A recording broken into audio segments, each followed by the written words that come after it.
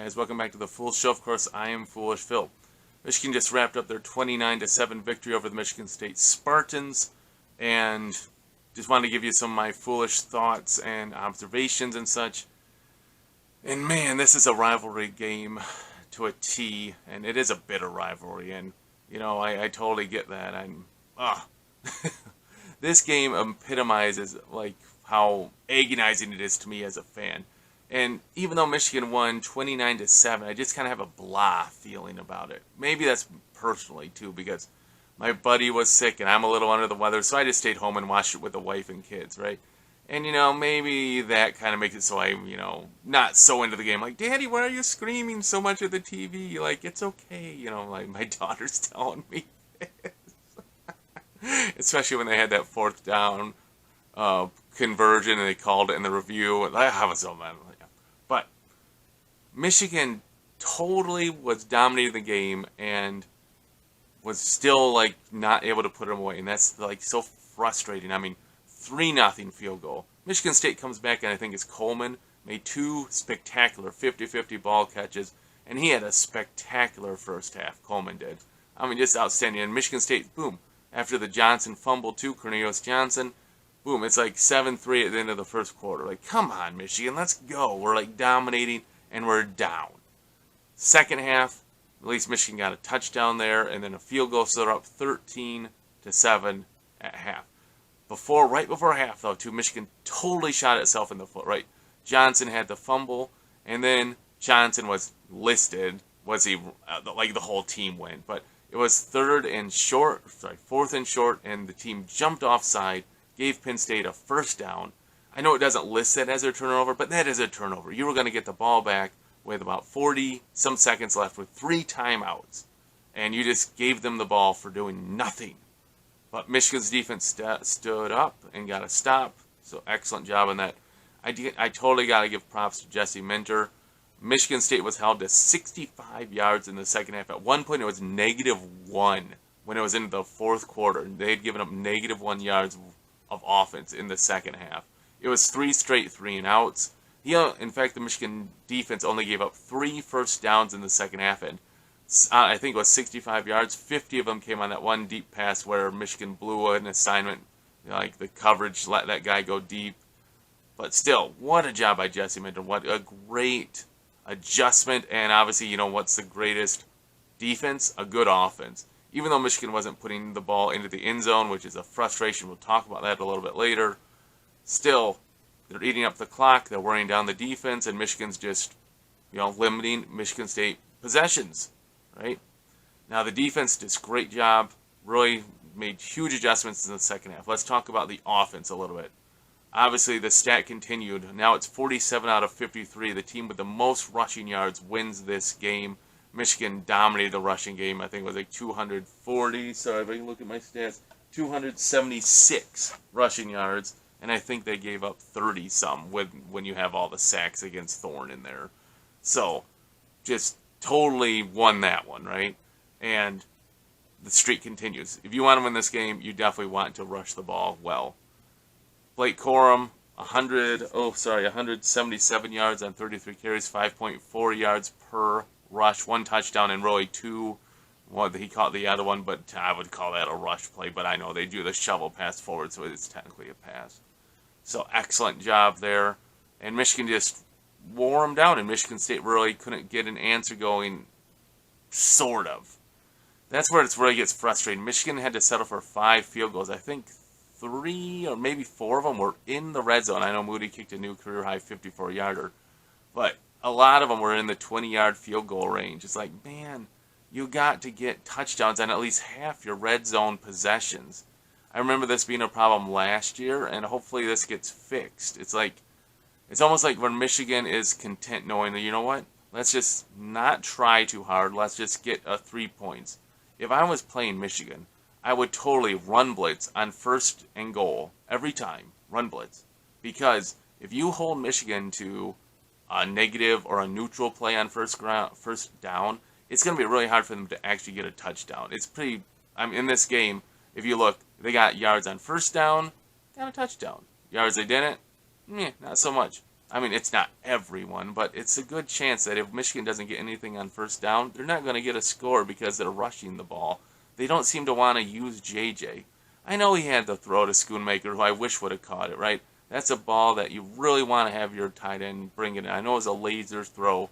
It went through his arms. Like, you got to catch that ball. You need that, especially big games like this. But Michigan doesn't really have a 50-50 ball catcher that gets the ball much. If I would choose anyone, it would be Andrel Anthony. And he get like one throw today was to him. Michigan doesn't throw the ball much of anything. So I don't know how Michigan's going to keep recruiting good wide receivers when you have really good tight ends who get the ball, and then you have, your backs that get the ball. So it's like, I guess we'll see how Anthony goes next year when, in theory, maybe Ronnie Bell and Cornelius Johnson move on and such, and maybe Roman Wilson. I don't know. For him, I really like Andrel Anthony. I really hoped he would, that the whole passing game would have been better. But it seemed like Michigan was content to just run the ball. So there is a flip side to this, too. How much did the bye week really help Michigan State, right? They got defensive people back. They had the full 2 weeks to practice. Maybe it helped them a lot. We don't really know, right? Because both teams had a bye. But it seemed like they played a lot better defense, at least in the red zone, than they had previously. Again, it just seems like Michigan doesn't trust JJ to throw in the red zone for some reason. I know he had that pass to Edwards for the touchdown at Iowa and such, and it's like, but we don't do any quick slants to our speedy wide receivers. We're not doing any corner routes or jump balls. We're not doing that.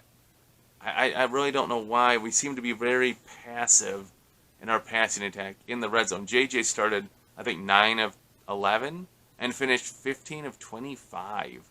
He really had a pretty poor